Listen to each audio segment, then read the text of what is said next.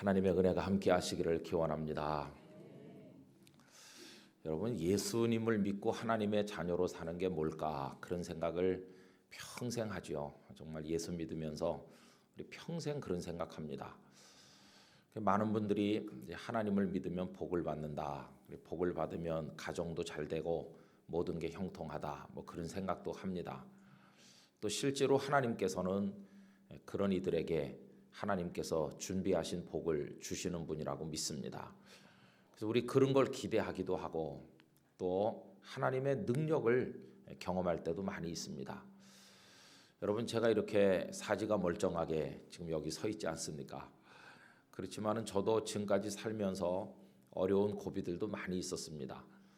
그 중에 한 가지 간증을 해본다면 중학교 3학년이 됐는데요.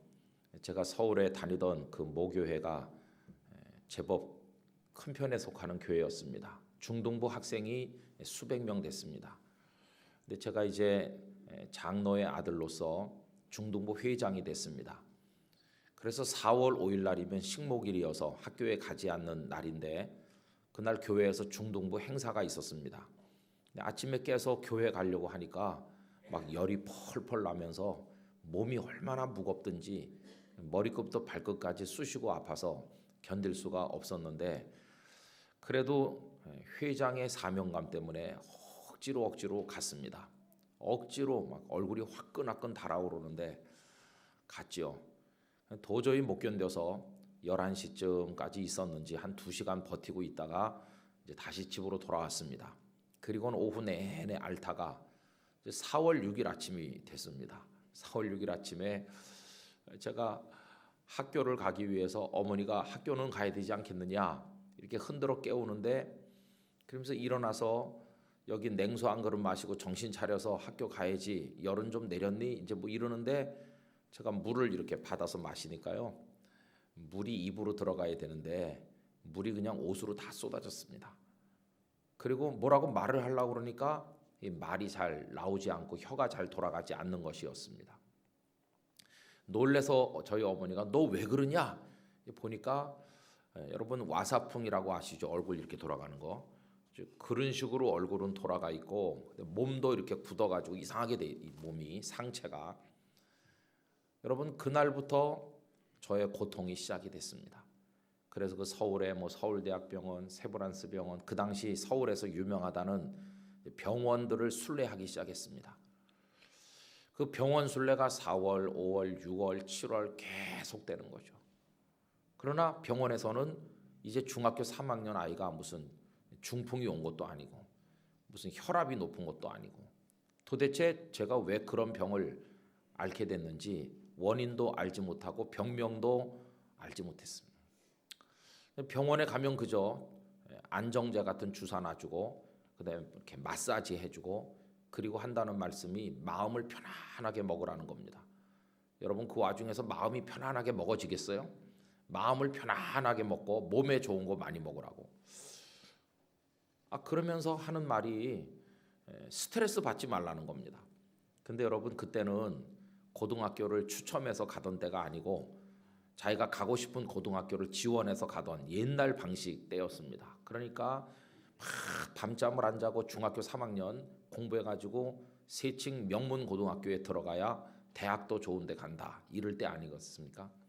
친구들은 머리를 싸매고 공부하는데 저는 이제 학교도 갈 수가 없고 그때 담임 선생님께서 서울대학교를 나오신 교회 집사님이셨는데 저를 참 이렇게 불쌍히 여겨주기도 하고 사랑해주기도 하셨습니다.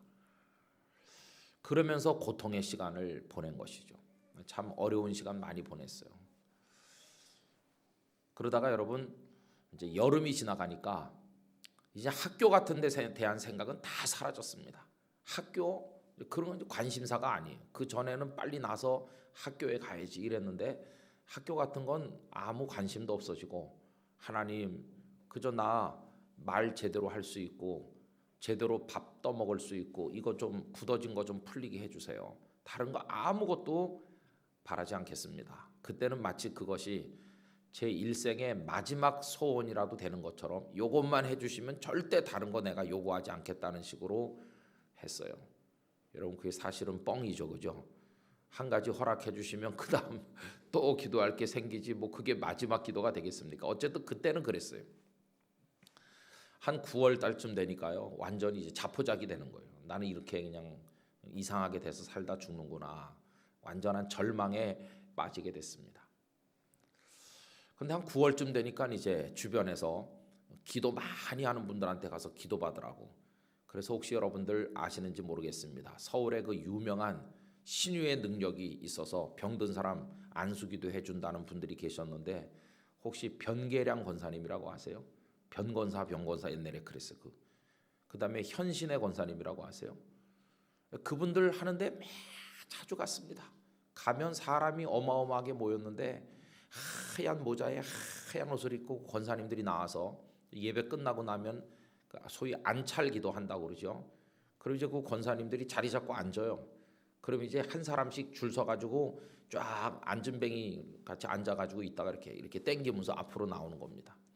그리고 권사님들이 머리 한번 만져주고 등허리 한 2번 툭툭 쳐주는 거예요. 그게 이제 안수기도 해주는 겁니다. 근데 막 아픈 사람들 중에 낫는 사람도 있고 그렇죠. 그러니까 막 병원서 해결 못 본 사람들이 거기 부지기수로 오는 겁니다. 저도 거기 많이 갔습니다. 지푸라기라도 잡아야 되겠으니까 마지막에 붙드는 거는 하나님밖에 없는 거 아닙니까? 하나님 붙들고 갔어요. 근데 뭐 낫질 않는 겁니다. 아무리 가서 기도받고 그 몇 시간씩 줄 서가지고 안수기도 받고 그래도 뭐 낫는 것도 없고 그래가지고 있는데 한 10월 달쯤 됐을까요? 서울에 가면 이제 신길동이라는 영등포 쪽에 동네가 있는데 거기 어떤 권사님이 기도를 많이 한다고 그래요. 그때는 뭐 별별 기도 많이 한다는 분들이 소개가 들어와가지고 기도받으라고 그러는데 너무 안타까우니까 그래서 갔어요. 그냥 가정집에 그냥 그분은 뭐 기도해주는 일을 전업으로 하는 분이 아니고 그냥 평범한 어느 교회 권사님인데 기도를 많이 하신다고 그래요. 조용하신 분이시더라고요.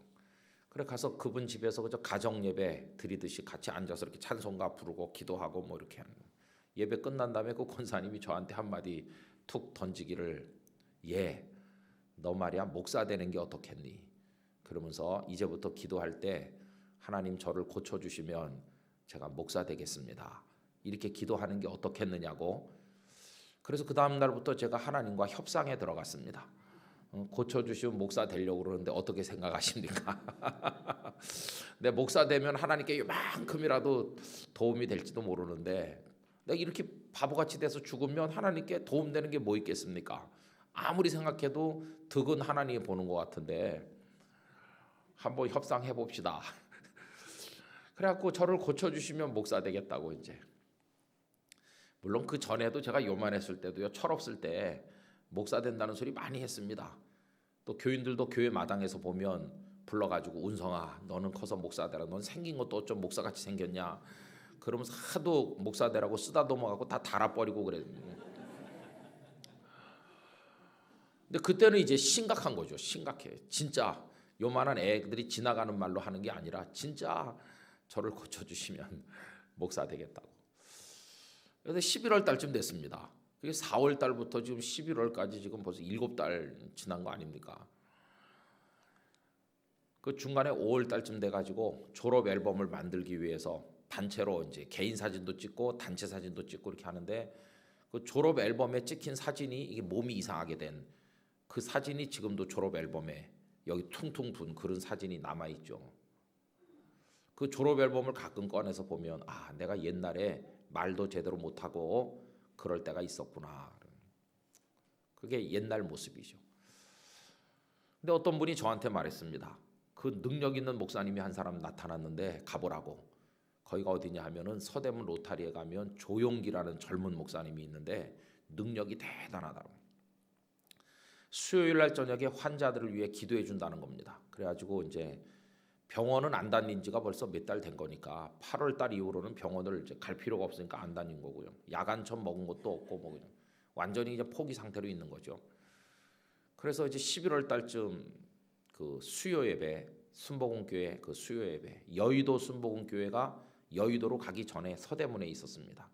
제법 큰 몇천 명 들어가는 그때도 큰 예배당인데 그 많은 사람들을 한 명씩 안수를 해주려면 밤새도 안 될 것 같더라고요. 그래서 일찍 가서 일찍 받고 와야지. 그래가지고 한 너댓 시대에서 가는데 벌써 앞에 두세 줄은 앉아 있더라고 사람들이.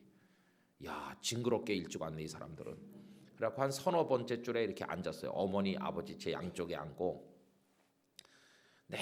지루하게 뭐 앉아 졸다가 또 기도도 좀 하다가 예배 시간 돼가지고 7시 되니까 이제 예배가 시작이 됐는데 머리가 벗어진 젊은 호리호리한 목사님이 등장했는데 그분이 조용기 목사님인 거예요. 여러분, 조용기 목사님은 지금 조금 불미스러운 일로 신문에 오르내리고 그러지만 저는 하나님이 그분을 쓰신 거 틀림없다고 믿습니다. 사람의 힘으로는 70만 명의 교인을 모을 수 없어요. 정말 하나님이 쓰셨던 분인 거 틀림없어요.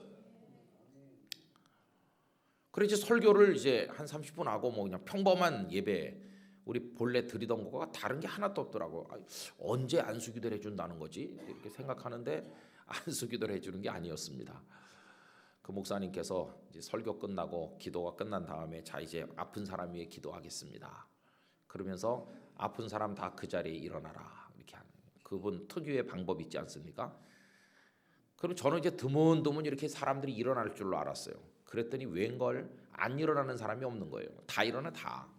제 어린 마음에 얼마나 야속했는지 하나님이 은혜를 요만큼 지금 내려주는데 뜯어 먹으려고 달려든 사람이 너무 많아가지고 저게 내 입에 들어올 기회가 있겠나 그런 생각이 들면서 엄청 섭섭하더라고요. 하나님 이 사람들 좀 앉게 해주세요. 그런 생각이 들더라고요. 너무나 애절하니까.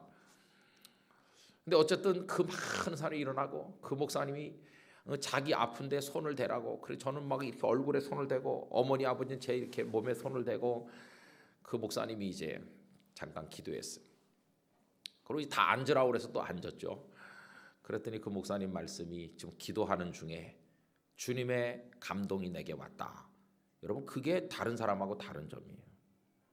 그러면서 오늘 여기 온 사람 가운데서 이 얼굴과 상체에 병이 있는 사람 하나님께서 깨끗하게 고쳐주신다는 감동이 왔는데 그런 사람 있으면 일어나 보라. 그래서 저 2층에 일어나세요. 일어나라는 거예요. 아무도 안 일어나는 거예요. 아무도 안 일어나요. 그러니까 그 목사님이 틀림없이 그런 감동이 왔는데 왜 아무도 안 일어나요? 자 다시 일어나 보세요. 그런 사람이 일어나 보라. 아무도 안 일어나요. 근데 저희 어머니가 너 아니냐 너 빨리 일어나라.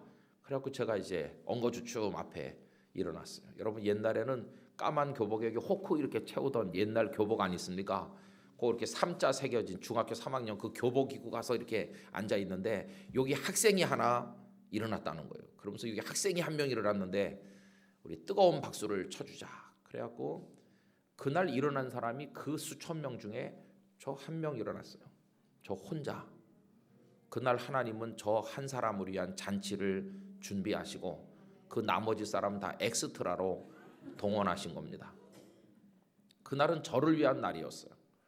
나중에 성경 말씀 읽다 보니까 예수님께서 어느 안식일에 회당에 들어가시니 한편 손이 말라서 장애를 가진 불쌍한 사람이 있을 때 주님께서 하신 말씀이 뭐냐 하면 고쳐주시기 전에 한가운데 일어서라. 참 멋지잖아요. 여러분 원래 장애가 있으면 성전엔 못 들어갑니다. 그렇죠? 장애 있는 사람은.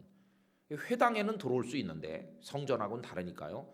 그러나 회당서도 손이 이게 말라서 비틀어지고 마비된 사람은 일 못하고 일 못하면 가난하고 그러니까 이 사람은 장애인인데다가 가난하니까 그 회당에서 중심 인물이 될 수가 없는 것이죠. 그 회당에서 가난한 사람이고 아무도 존경하지 않고 속으로 저 무슨 죄가 있어서 저렇게 됐을까 남들이 그렇게 생각하고 불쌍한 사람인 게 틀림없어요. 그 사람이 언제 가운데 자리에 앉겠어요? 저 구석에 쪼그리고 앉아가지고 그런 사람이죠. 소외된 주변 존재죠. 그런데 우리 예수님은 그런 사람들을 한가운데 세워주시는 분이세요. 한가운데 일어서라. 저는 그 말씀 읽으면 그때 생각이 꼭 납니다. 일어서라고 하시잖아요. 다 일어서니까 그 다음에 예수님께서 내 손 내밀라고 하잖아요. 이게 안 움직이는 건데 말라 비틀어졌는데 믿음으로 내미니까 쫙 펴졌잖아요. 할렐루야. 이 하나님의 영광이 나타나는 거예요. 그래가지고 그날 박수를 막 그 많은 사람이 쳐주는데요. 4월 5일 아프기 시작한 이후로 그 여러 달 만에 처음으로 진정한 기쁨을 맛을 봤습니다. 제가 막 하늘에 둥둥 뜨는 것 같고 막 너무너무 기뻐가지고 그렇게 기쁠 수가 있을까요? 평생 사람이 살면서 그런 기쁨은 몇 번 없는 것 같아요. 근데 여러분 그날 병이 낫지도 않았어요. 낫지도 않았는데 기쁨이 먼저 오는 거예요. 제가 알았습니다. 하나님은 언제나 마음에 먼저 은혜를 주시고 그 다음에 다른 은혜가 따라온다는 걸 알게 됐어요. 막 기뻐가지고 집에 갔습니다. 그리고 하룻밤 자고 나니까요 몸이 좀 이렇게 부드러워진 것 같아요. 이게 눈에 띄게 난 건 아닌데 조금 부드러워졌나? 덜 뻣뻣한가? 하룻밤 더 자고 나니까 또 조금 부드러워진 것 같고 그러더니 여러분 한 보름쯤 되는 날 아침 모든 게 정상으로 딱 돌아왔어요. 그래가지고 말도 똑바로 할 수 있게 됐고 여러분 지금 다 들으실 수 있지 않습니까? 그리고 몸도 똑바로 돌아왔어요. 그 이후로 단 한 번도 그런 일을 경험하지 않았어요. 하나님의 손으로 만져주시니까 완벽하게 건강을 얻게 됐어요. 전 그래서 그 조용기 목사님 우리랑 교단도 다르고 그 순복음 교단 좀 정서적으로 어떤 때 우리 장로 교단하고는 안 맞는 것 같기도 하고 좀 그렇기도 하잖아요. 그래서 어떤 때는 조금 순복음 교단에 대해서 특이하다 그런 생각 가질 때도 있지만 저는 거기 하나님의 역사가 있었음을 믿습니다. 하나님께서 고쳐주신 것이 이제 그런 경험이 있다 보니까 이제 어떤 일이 있으면 늘 하나님 앞에 기도합니다. 하나님께서 만져주시고 우리 인생 붙들어 주시고 여러분 목회하다 보면요 언제나 좋은 일만 있는 건 아닙니다. 목회하다 보면 참 말 못할 일도 많습니다. 저는 제 아내에게 말 안 하는 게 많습니다. 그거 어떻게 다 말하겠어요. 그 마음의 짐과 스트레스 그냥 제가 혼자 해결하는 게 낫지. 하나님 앞에서 괜히 아내까지 끌어들여 가지고 같이 고생시킬 거 뭐 있습니까? 그러지 않아도 나름대로 다 고생하는데 그래서 가벼운 건 얘기하고 정말 교회가 뿌리채 흔들릴 위기와 관련된 거라든지 제 목회의 근간이 흔들리는 어려운 문제는 절대 말하지 않았습니다. 아내도 모르는 게 많아요. 그래서 섭섭하다고 할 때도 있어요. 그 제가 말하지 않는 게 당신을 사랑하기 때문이라고 말할 때도 있어요. 그러나 그 모든 문제를 어떻게 풀 수 있겠습니까? 그때 그 중학교 3학년 그 수많은 사람들 가운데 일어섰던 그날 밤 그 광경이 지금도 눈에 선하면서 하나님은 나를 보고 계시다. 저 위에서 그 수천 명 중에서 나를 보고 계셨고 나를 한가운데 세우신 하나님. 그래서 내가 목사가 되기로 약속했기 때문에 목사가 된 겁니다. 그리고 이제는 주변에 많은 사람들이 있지만 이제 그분들은 내 인생의 결정적 요소는 아닙니다. 이제는 하나님이 나의 전부이시고 하나님과 나 사이의 모든 게 결정되는 겁니다. 그분이 나를 보고 계셨고 지금도 보고 계시고 그분이 나를 붙드셨으니 지금도 붙드시고 그분이 나를 목사 되게 하셨으니 앞으로도 인도에 가실 줄 믿습니다. 이제 하나님 앞에서 그 새벽에 새벽기도 끝나면 저는 매일 새벽 이제 제가 인도하는데요. 그리고 이제 여기 엎드려서 기도합니다. 엎드려서 이렇게 있으면은 어떤 때는 다 소리 질러서 기도할 때도 있고 어떤 때는 조용히 그냥 입을 다물고 있어는 하나님께서 은혜를 막 내려줍니다. 그 새벽에 겨울에 눈이 와서 쌓이듯이 하나님의 은혜가 막 임합니다. 눈 뜨고 사무실에 책상에 앉아가지고 이렇게 종이 펴놓고 수첩 펴놓고 뭘 해야 되지 이렇게 할 땐 생각이 안 나던 영감들이 거기 꿇어 앉아 있으면은 막 머릿속에 생각나고 요새 안 보이는 교인들 얼굴도 떠오르게 하셔서 그날 낮에 전화하게 하시고 또 성도들과 나눠야 될 말씀도 막 떠오르게 하시고 그 새벽이 그게 아주 소중한 보석 같은 시간이에요. 그래서 하나님을 믿는다고 하는 것은요, 뭐 그분을 믿어가지고 뭐 돈을 벌고 뭐 무슨 출세를 하고 애들이 대학에 잘 붙고 어쩌고 이런 거를 훨씬 넘어서는 겁니다. 이제는 내 인생에 세상의 그 누구와도 비할 수 없고 세상 모든 사람을 다 합친 것도 그분께 될 수가 없는 그 놀라운 주님의 그 하나님의 사랑 안에서 살아가게 되는 거 이게 이제 주님을 믿는 사람에게 주어지는 복인 것이에요. 그래서 뭐 우리 떼부자가 아니고 뭐 대단한 석학도 아니고 그냥 평범한 소시민처럼 살지만 얼마나 든든한지 몰라요. 아버지 여기 들어와 앉아가지고 아버지 이렇게 하면은 뭐 전능하시고 뭐 이렇게 붙일 것도 없어요. 그냥 아버지 하나님 그것만 해도 충분해요.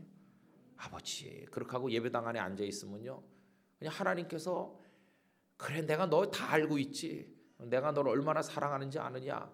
나는 너희들의 머리칼까지 샌다. 속사정 다 알고 계시죠. 여러분들은 하나님께 효도하는지 모르겠어요. 머리칼 많은 사람은 하나님을 힘들게 하는 사람이고 저 같은 사람은 금방 알아. 몇 개인지 금방 아시겠네. 머리털을 세시는 하나님이십니다. 그래서 요새 와서 생각해 보니까요. 하나님을 믿는다는 건 뭐냐 하면 하나님이랑 그냥 사는 거예요. 하나님과 같이 살아가는 게 하나님을 믿는 거예요. 그럼 오래 믿은 사람은요. 그 하나님과 데이트를 즐긴 순간이 많기 때문에 추억이 많은 거예요. 추억. 그래서 만난 지 얼마 안 된 커플은 얘기거리가 없어요. 너네 만난 지 며칠 됐냐? 일주일 됐어요. 사귄 지 일주일 된 사람들은 얘기거리가 없어요. 뭐 일주일 동안에 뭐 전화 몇 번 하고 한 두어 번 만나 밥 먹고 카톡 좀 보내고 뭐 그게 다지 가슴을 찡하게 만드는 사건이 아직 없어요. 감동이 없어 감동. 그러나 어떤 사람을 사랑해서 길게 연애를 하고 결혼을 해서 남편과 아내가 되고 아이들을 낳고 수십 년을 살아온 부부에게 지난 세월 이야기해보라 그러면은 할 말 많습니다. 물론 한국 사람은 평생 왼수라고 하면서 시작하겠지만 그래도 그 남자 때문에 살았고 그 여자 때문에 외로운 세상 살아온 거 아닙니까? 힘든 일도 있었지만 그 힘들 때 그래도 버팀목이 돼준 사람이 있는 거 아닙니까? 첫애 나서 기뻐할 때 얘기, 그 아이가 아파서 고생할 때 부부가 뜬 눈으로 밤새우던 얘기, 뭐 이런 얘기 얼마나 많습니까? 그러면서 인생의 중반에 이르러서 우리 둘이 한번 하나님 앞에 잘 살아보자 다짐하면서 어디 여행이라도 갔다 온 추억들, 그게 마음에 또 새겨져 있지만 또 사진첩을 펼치면 세월과 함께 색깔이 바래가면서 그 사진 속에 그 사연들이 다 숨쉬고 있고, 그래가지고 이 부부는요 그냥 그렇게 같이 살아가는 것입니다. 그냥 살아가요. 그죠? 근데 저는 하나님과 우리 사이도 그와 같다고 생각합니다.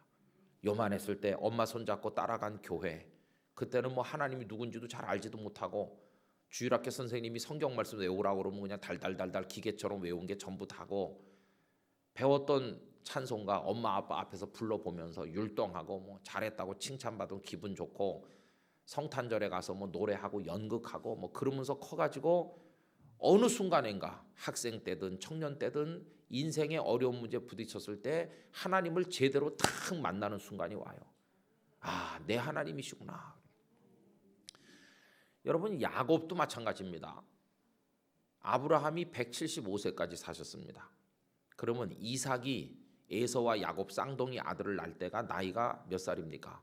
60살이거든요. 60살. 그럼 여러분, 그 아브라함이 이삭을 낳을 때가 나이가 몇 살입니까? 아브라함이 이삭을 낳을 때 너무 쉬운 거죠. 100살에 낳지 않았어요. 100살. 그 사라가 아기를 못 낳다가. 그럼 아브라함이 100살에 이삭을 낳는데 이삭은 60살에 쌍둥이 아들을 낳았으니까 이삭이고 쌍둥이 아들 에서와 야곱 낳을 때 아브라함이 몇 살이겠어요? 160살. 근데 아브라함이 몇 살까지 사셨다고요? 175세.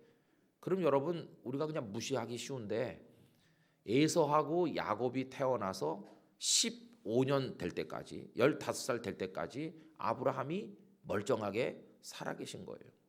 그러니까 이 야곱이 누구 무릎에서 컸겠습니까? 아브라함의 무릎에서 크는 거예요. 형 에사랑 같이.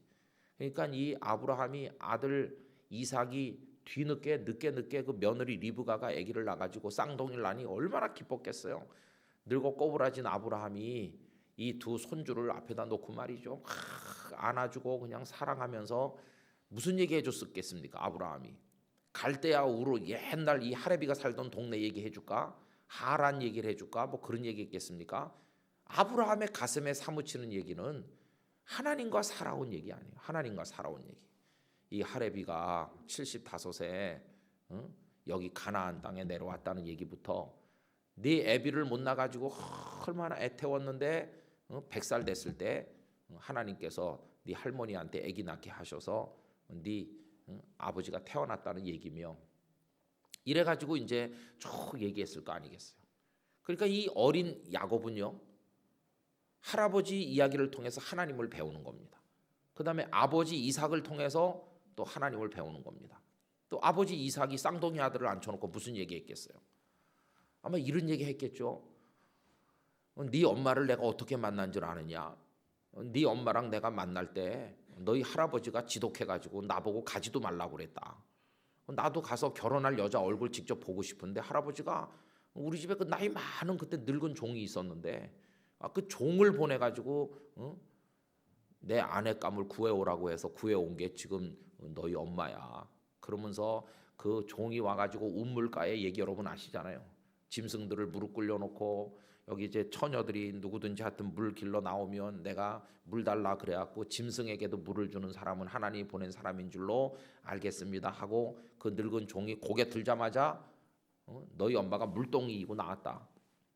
이런 얘기 해줄 거 아니겠어요? 그러면 어린 에서와 이 야곱이 눈을 말똥말똥하면서 하나님이란 분이 계신가? 하나님이 그런 분인가? 이렇게 배웠을 거 아니겠어요? 근데 이 야곱의 문제는 뭡니까? 할아버지를 통해서 하나님 얘기 많이 듣고 어머니를 통해서 아버지를 통해서 하나님 얘기 들었겠지만 이 야곱 본인은 하나님을 만난 경험이 없는 거예요. 야곱 본인은 그냥 할아버지한테 들었고 아버지한테 들은 할아버지의 하나님이고 아버지의 하나님일 뿐이지 야곱 나의 하나님이십니다. 그게 아직 없는 거예요. 그죠? 그런데 그게 언제 생깁니까?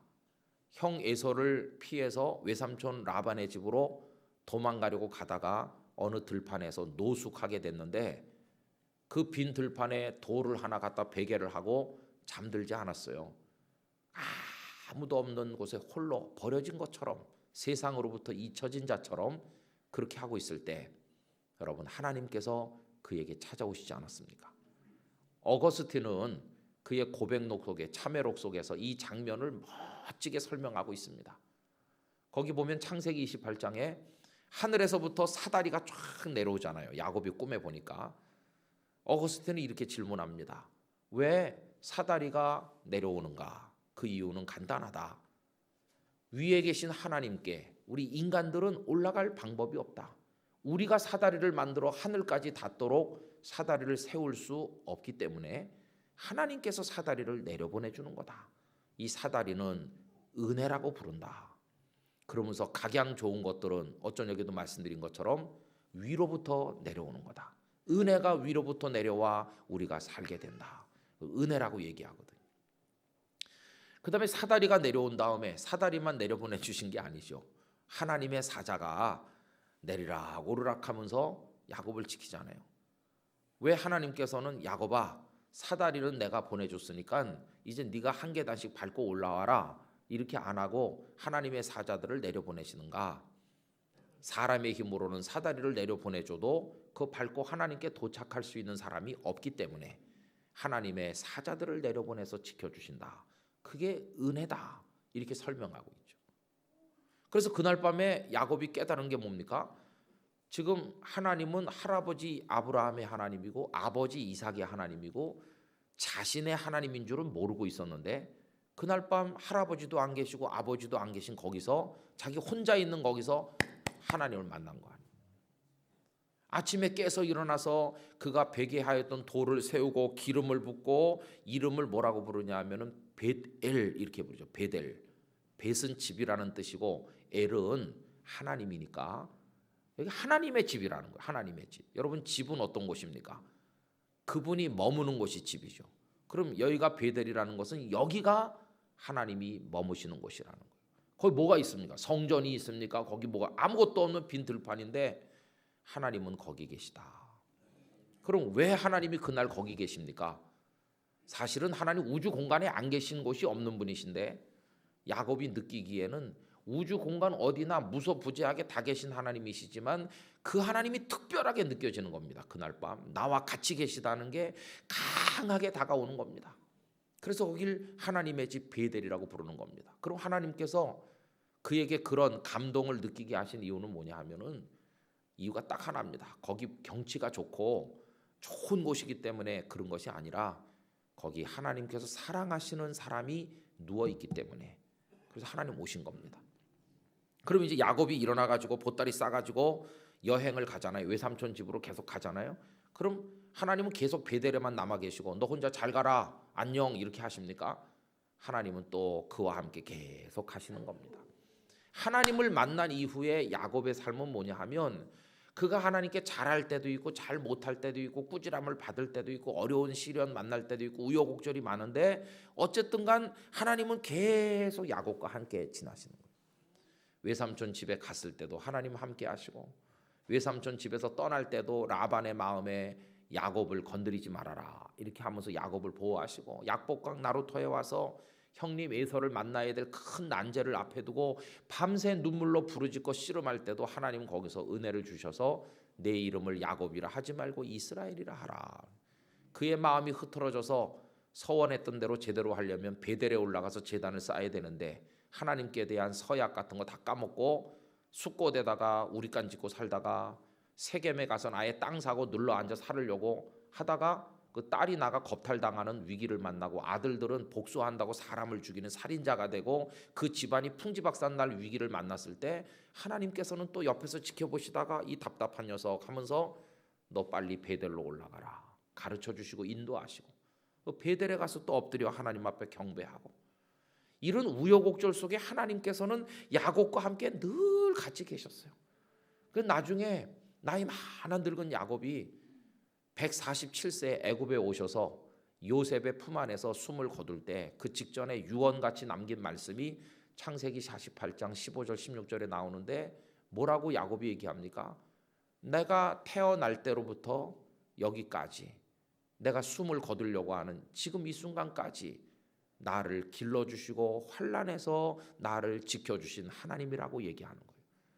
그 긴 세월 동안 하늘의 하나님 아버지는 나와 같이 살아오셨다. 할렐루야.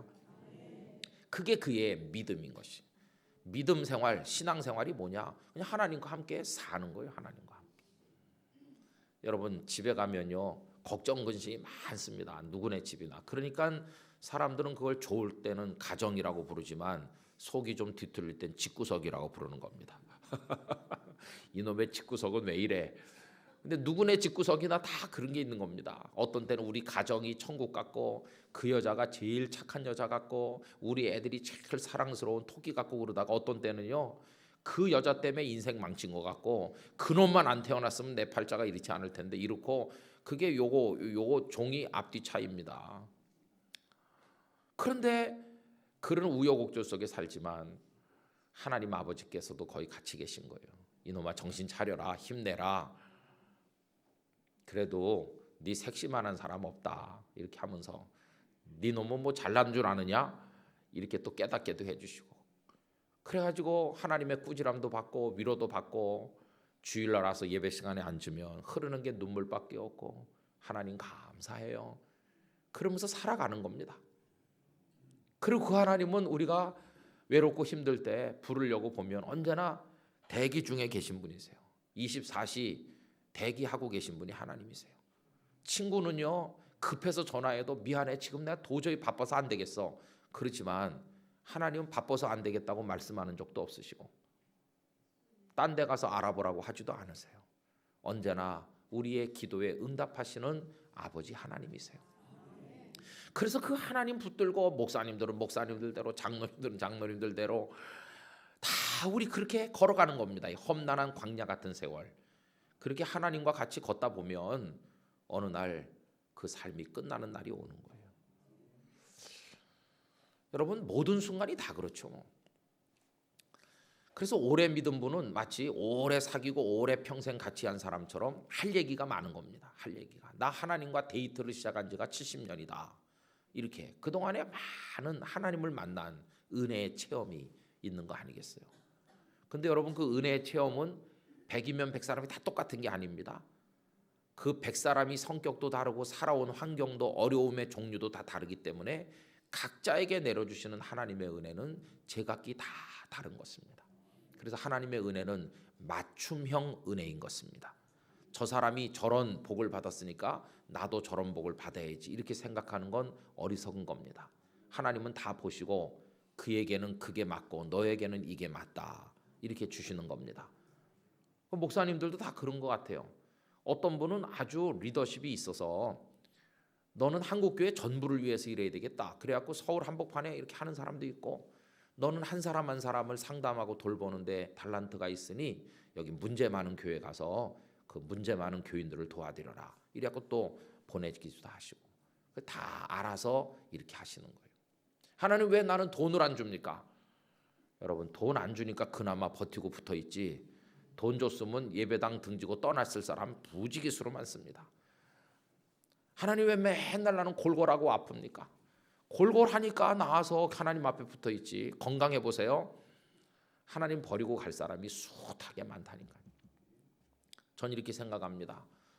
왜 나를 목사 되게 하셨을까? 왜 그렇게 우여곡절 끝에 목사 되게 하셨을까 생각해 보니까 그래도 목사라도 됐으니까 붙어있지.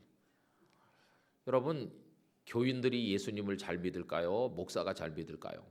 저 이렇게 생각해 봅니다.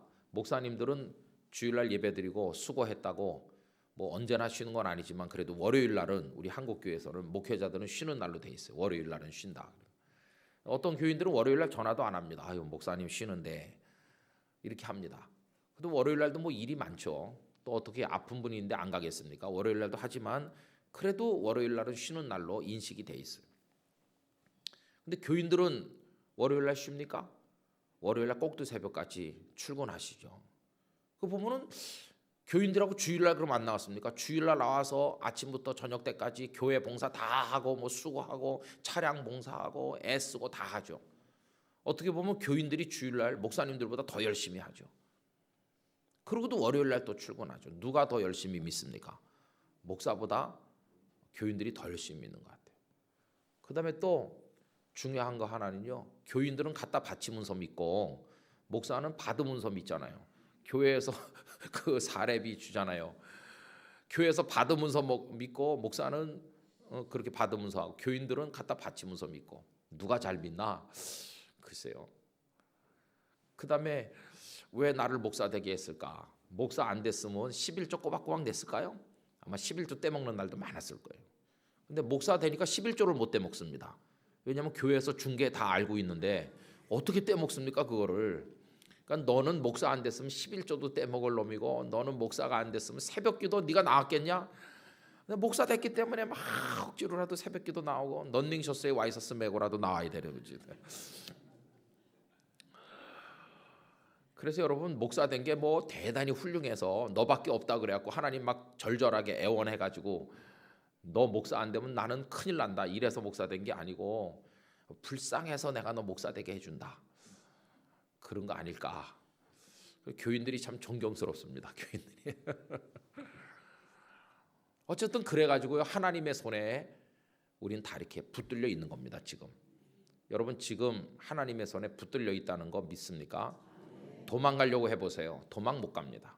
시편에 보면 나오죠. 내가 하늘 끝에 가도 거기도 하나님 딱 계신 거예요. 저 바닷속 깊은 데 도망가도 하나님 붙들고 계시네요. 요나 다시스로 가는 배 타고 뱀비창 제일 구석진 데 가서 숨어 있어도 하나님은 다 보고 계신 것이. 이 세상의 가장 위대한 위성 내비게이션은 하나님의 눈입니다. 이렇게. 우리 내비게이션은 가끔 작동을 잘 못합니다. 어쩐 적에 제가 진교 교회당을 몰라서 진교 교회에 이렇게 찍어가지고 오는데 다 도착했다고 그래요. 목적지에 도착했으므로 뭐 안내를 종료하겠다고 그 아가씨가 저한테 마지막으로 작별 인사를 했어요. 보니까 예배당이 안 보이는 겁니다. 그래갖고 요 산으로 한 바퀴 돌았어요. 보니까 옆골목에 데려다 줬어요. 저 뒷골목. 여러분 내비게이션이 그게 비슷하게 가르쳐 주는 것 같지만 근데 하나님의 내비게이션은 정확합니다. 우리 하나님의 손에 붙들리면 도망 못 갑니다. 근데 그게 하나님의 감시고 우리를 억압하는 게 아니라 우리를 향한 사랑인 것이 사랑. 말로 다 할 수 없는 사랑.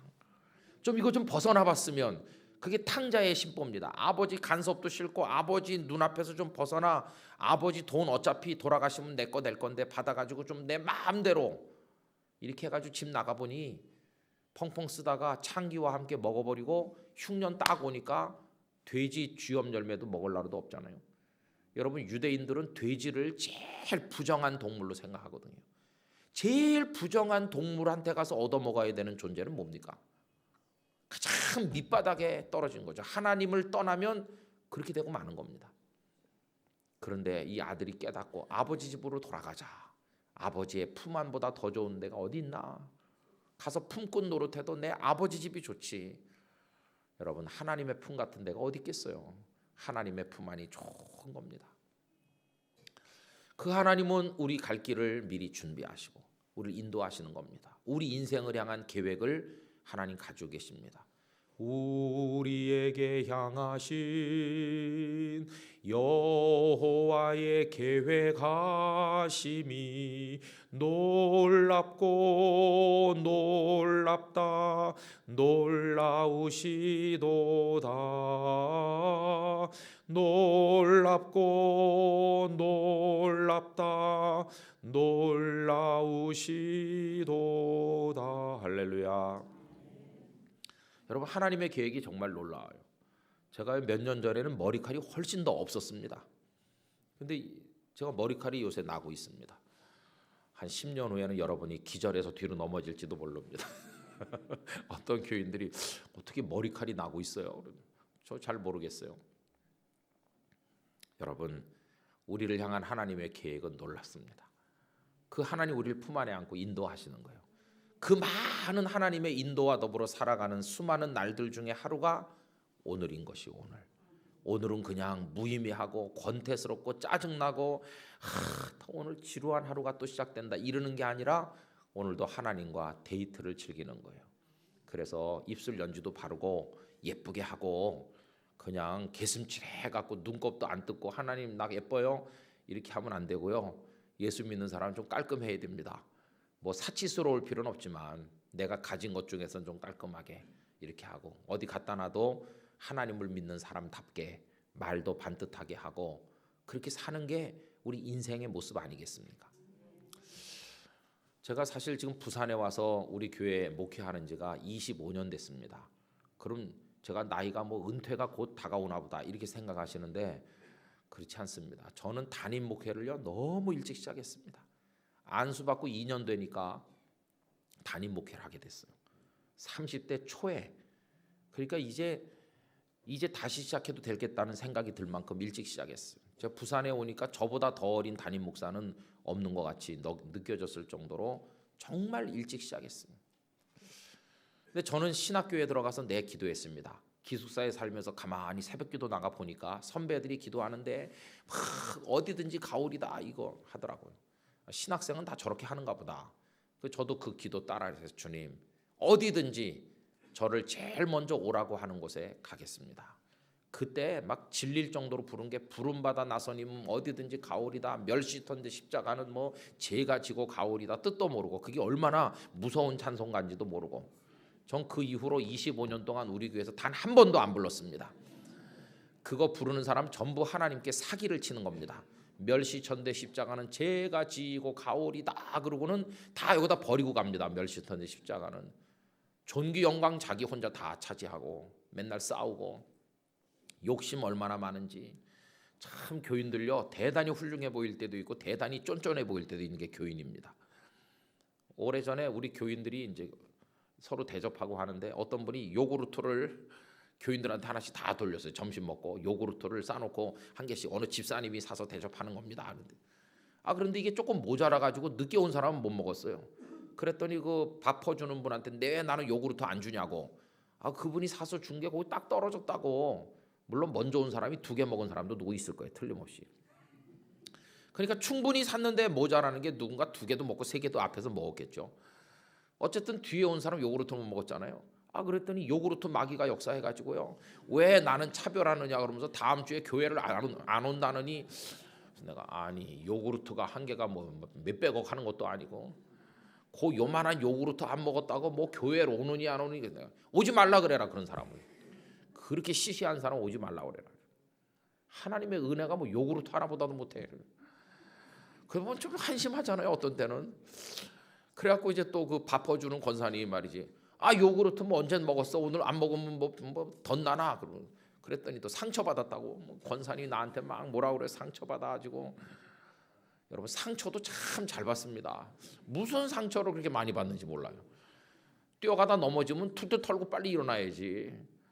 까지지도 않았는데도 뭐 징징대면서 엄마가 와가지고 내 새끼 어디 보자 막 이럴 때까지 가만히 있는 애들이랑 똑같아요. 그리고 엄마가 와서 내 새끼 어디 보자 그러면서 무릎 이렇게 해가지고 까졌나 막 보고 호호 불어주고 하는 것처럼 그 역할을 누가 하는지 아십니까? 목사님들이 하는 거예요. 목사님들이. 교회 안 오고 버티고 이제 있는 거예요. 목사가 오기까지 기다리면서 집에서. 그러면 목사님들이 막 가가지고 집사님 괜찮으세요? 다리 까졌나 봅시다 이러면서 호호 불어주듯이 위로해주고, 요구르트 막이 든 사람 집에 신방 갈 때 요구르트를 많이 사다가 턱 주면서 아이고 참 별 희한한 분도 많아요. 그래도 하여튼 그분도 천국 가야 되니까 그래갖고 또 한 달 만에 또 등장하지. 그 눈치 보면서 누가 나 미워 안 하나 이렇게 하고, 권사님이 또 밥 먹으러 가면 요구르트 2개 먹어 2개 또 상처받았다고 할까봐. 아이고 참 그렇잖아요. 그리고 그 찬송 저희 안 부릅니다. 무서운 찬송이에요. 그게 무서운 찬송. 근데 어쨌든 이 선배들이 그렇게 하니까 저도 그렇게 했어요. 교육전도사 갈 때도 어느 교회 갈까 이렇게 제가 알아보고 간 게 아니고 그대로 했습니다. 제일 먼저 오라고 하는데 무조건 갔습니다. 무조건 안 따지고. 그게 주의 종의 태도다. 그리고 내 기도했습니다. 그 교회에서 교육전도사, 전임전도사, 그 교회에서 안수받고 부목사 되고, 장가도 안 갔는데 안술조가 총각 목사. 총각 목사로 있으니까 교인들이 기도회 모일 때마다 부목사 장가 가게 해달라고 내 기도하는데 하나님 불쌍히 여겨서 웬 여자를 하나 붙여주셔가지고 이제 살게 됐습니다. 그리고 거기서 이제 애도 둘을 놓고 이렇게 사는데요. 어느 날 부산 영도에서 장로님들이 오셔가지고 저보고 오라는 겁니다. 무슨 제가 이력서를 냈습니까? 그런 교회가 있는 줄 알기를 합니까? 저는 서울에서만 나서 서울에서 살면서 서울을 떠나본 적이 없고, 대학 다닐 때도 부산서 온 여학생들 보면 부산에서 사람이 사는구나 이렇게 생각하고 그랬거든요. 막 사투리 하면서 가는 게 이상하더라고요. 그런데 거기서 오라는 겁니다. 하나님이 너무 하시다.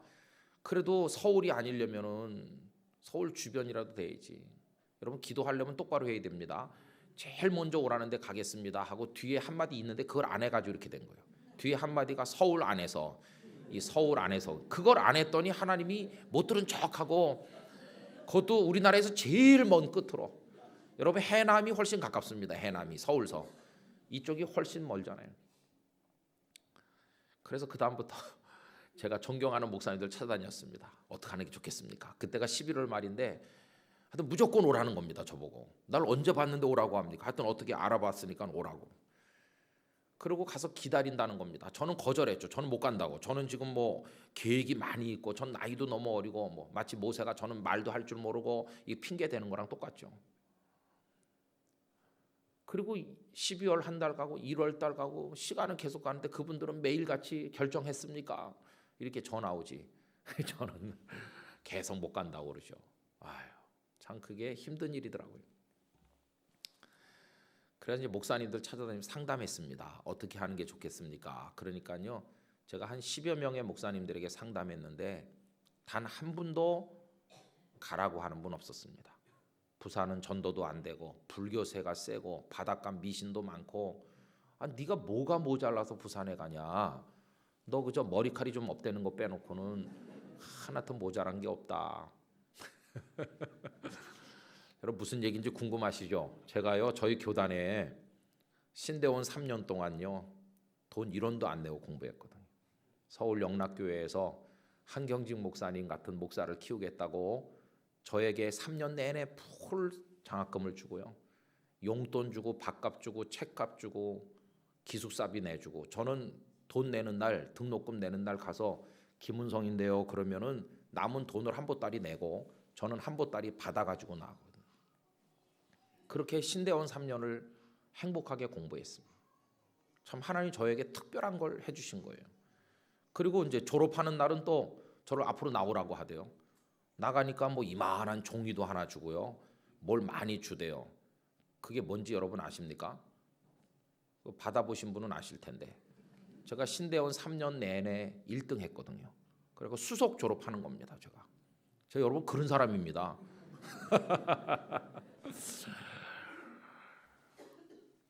그러니까 목사님들이 네가 뭐 공부를 못했냐? 인간적으로 생각하면 그렇죠. 그때 미국의 어느 교회에서 저를 오라고 그러더라고요. 그 직후에 공부도 다 박사과정 공부도 시켜줄 수 있고 그런 데도 있고 내가 부산에 거기 뭐하러 가겠나. 철이 없을 때 얘기죠. 철이 없을 때. 그럼 목사님들도 부산에 가지 말라고 다 그래요. 부산에 갔던 사람도 목회 안 돼서 다시 다 왔는데 네가 뭐하러 가본 적도 없는 부산에 네가 아는 사람도 한 명도 없는데 뭐하러 가냐. 또 부모님도 연세가 높으신데 저희 아버님이 지난 봄에 100세로 돌아가셨다고 그러지 않았어요. 그러니까 그때가 75이에요. 75. 이제는 나이가 너무 많으셔서 누가 옆에서 돌봐야 되는 거 아닙니까? 저희 아버님은 평양에서 나오셔가지고 참 한도 사연도 많은 분입니다. 북한에 제 위로 누나가 4사람, 형님이 3사람 있습니다. 7남매와 아내를 남겨두고 우리 아버지 혼자 일사후퇴 때 쫓겨 내려와서 가족과 생리별하고 돌아가셨습니다. 여기 와서 어떻게 저 하나를 얻은 겁니다. 유일한 자식 하나 남아있는 게 접니다. 그러니까 저희 아버님은요 저밖에 없는데 제가 저 부산 끝에 가서 살면 그래서 제가 부모님 때문에도 못 가겠어요. 부모님 때문에도 누가 옆에서 돌봐드려야지 나는 못 가겠다. 그리고 고민하면서 3월 달 초가 됐어요. 그래서 제가 이제 부모님 집에 갔습니다. 우리 애 둘 데리고. 저는 사택에 살고 부모님들은 그 서울대 캠퍼스 앞에 사실 때인데 가서 아버지 어머니 진작 왔어야 되는데 이제 말씀드려서 미안합니다. 사실은 지난 연말부터 부산의 어느 교회에서 여차저차 해갖고 지금까지 계속 그러는데 어떻게 하면 되겠냐고 얘기했더니요 아버지께서 가만히 앉아 계신 거예요. 그러더니 갑자기 김 목사 무릎 꿇고 앉게. 참 그날 이상했습니다. 너무나 유순하신 그런 아버지께서 그리고 기분도 좀 이상하더라고요. 장로님이 목사 보고 무릎 꿇고 앉으라고 그러니까 기분도 이상한 게 얼떨떨하고 그랬어요. 그래서 제가 이렇게 무릎 꿇고 앉고 제 아내는 옆에 앉아 있고 우리 어머니 옆에 앉아 계시고 무거운 정적이 감돌죠. 근데 저희 아버지 눈에 눈물이 쭉 흐르는 겁니다. 아무 말도 안 하시고 눈물을 뜨겁게 흘리시는. 그러더니 오늘같이 슬픈 날이 또 있겠나. 내가 이북 땅에다가 자식 7을 놓고 쫓겨왔던 때보다 더 비참하다. 그래서 제가 이해가 안 됐어요. 아니 자식을 7명이나 놓고 내려왔을 때보다 더 비참하다는 게 무슨 말? 오늘이 뭐가 잘못된 게 뭐 있나? 애들도 이렇게 있고 뭐가 잘못됐습니까? 근데 저희 아버님 말씀은 이겁니다. 내가 세상을 살기 싫어서 자살이라도 하려고 하루에 몇십 번 생각했지만 내가 살아온 건 그래도 하나님이 계시기 때문이었다. 여러분 저희 집안은 믿은 지가 오래됐습니다. 저희 조상 할머니가 평양신학교를 세운 사무엘 마페 선교사에게 세례를 받고 그 옛날에 믿기 시작해가지고 여러 대째 저희 아버님은 그 6.25 날 때 안수집사였고 평양에서 그리고 하나님을 믿는 믿음 때문에 내가 내 생명 못 버리고 버티고 있었는데 하나님께서 날 불쌍히 여겨서 너 아들 하나 내게 주셔서 그 아들이라도 하나 목사 만들라고 하나님 날 죽지 않고 살게 하셨나 보다. 이러면서 내가 너 하나를 보고 너 목사 된 걸 감사하면서 살았는데 오늘 와서 보니까 아들 하나 있는 그 목사 만든 아들 하나가 이렇게 수준 미달의 형편없는 목사인 줄 내가 미처 몰랐다. 그러면서 막 우시는 겁니다. 내가 네 형들하고 누나들 잃어버렸을 때보다 더 비참하다는 겁니다. 왜 그러시냐 그랬더니 네 수준이 이 정도밖에 안 되냐. 목사가 이런 형편없는 목사가 나온 내 허리에서 나왔다는 게 내가 너무 기가 막히다 그러면서 우시는 거예요. 아버님 말씀은요. 네가 지나간 여러 해 동안 하나님 제일 먼저 오라고 부르는 데가 있으면 무조건 가겠다고 네가 기도하지 않았느냐. 그 기도하는 건 뭐고 지금 안 가고 버티는 건 뭐냐. 기도했으면 무조건 가야지. 왜 이 목사님 저 목사님 찾다니면서 상담은 뭐하러 하느냐. 그 네 목사님들이 그 하나님이냐. 왜 하나님과 너 사이의 관계에 사람을 끼어들게 만드느냐? 넌 거기 벌써 가 있어야 되는 거지. 왜 그 교인들 기다리게 만들고? 당장 가야지, 당장. 그래서 제가요, 아니 아버지 어머니 늙어가시고 우리가 가면 뭐 대전도 아니고 그 부산 그것도 또 섬 영도, 그 아프시던지 하면 어떡하겠냐. 그 다음 얘기는 잊을 수가 없는 얘기입니다. 너 목사 안수 받던 날 너희 가족은 사택으로 돌아가고 우리는 집에 와서 하나님 앞에 우리 두 사람이 기도했다. 하나님, 오늘 날짜로 저희 집에 아들은 없습니다. 주의 종이 하나 있을 뿐이니 주님이 기뻐하시는 대로 쓰시옵소서. 이렇게 너희 이제 내 아들이 아니야. 그냥 하나님의 사람일 뿐이야. 늙은 부모 걱정할 거 하나도 없다. 널 보낼 때는 하나님이 우리 두 사람을 살 대책 다 해놨으니까 보내는 거지. 왜 사람 걱정하느라고 하나님의 뜻에 순종하지 않느냐. 그래서 제가 그럼 우리 같이 내려가서 사실래요? 그랬더니 아니 우리가 네 엄마는 아직 은퇴도 안 한 권사고 내가 여기 말이지 장로로 오래 섬겼고 내가 왜 우리 교회를 놔두고 거기까지 가서 너네 교인들한테 마음에 짐되고 부담될 필요가. 난 절대 안 가. 그래서 여러분 그 두 분이 당신들 두 분이 끓여 잡수시다 기력이 다할 때까지 버티셨습니다. 그 저희 집에 한 3년쯤 전에 모시고 내려와 있다가 어머니 돌아가시고 아버지 돌아가시고 차례차례 가신 겁니다. 여러분 그 아버지 말씀 그 눈물 앞에 제가 두 손 두 발 다 들고 그날 집에 돌아와서 담임 목사님 찾아가서 가야 되겠습니다. 담임 목사님도 가지 말라고 했던 분이시거든요. 그래서 제가 보따리 싸서 3월 셋째 주일날부터 그 교회에 가서 설교했습니다. 그리고 지금까지 25년 지났습니다. 1990년 3월 18일 날이 제가 그 교회에 부임한 날짜고 이제 내년 봄이면 내년 3월이 되면 만 25년이 꽉 차는 거죠. 횟수로 지금 25년째로 접어드는 거죠. 여러분 부산에 그래서 내려온 겁니다. 저는 그게 아버지를 통해 말씀하신 하나님의 음성이라고 듣고 있습니다. 처음에 와가지고는 좀 황당한 일도 많았습니다. 부산 교인들의 사랑이 유별나가지고 적응이 안 되더라고요. 이제 사택이 없어가지고 처음엔 교회 창고에다가 짐을 싸놓고 조그만 데 임시로 있었습니다. 그러다가 이제 그 사택 건물이 이제 준비돼가지고 이삿짐을 풀고 들어와서 이렇게 해놨습니다. 그랬더니 나이 많은 권사님들이 놀러 옵니다. 집에 사택에.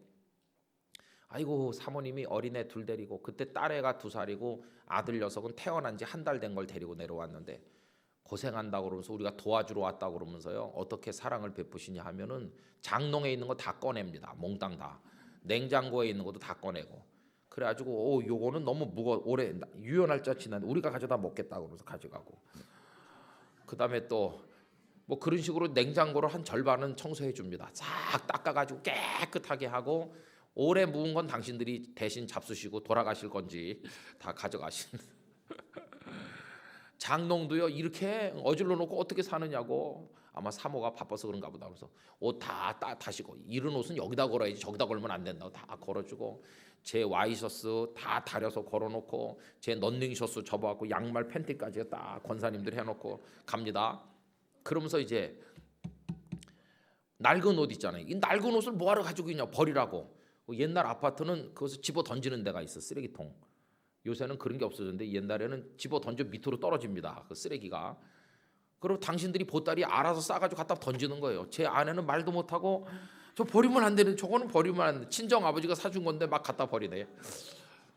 친정 아버지 기념으로 보관하고 있는 것도 갖다 버리지.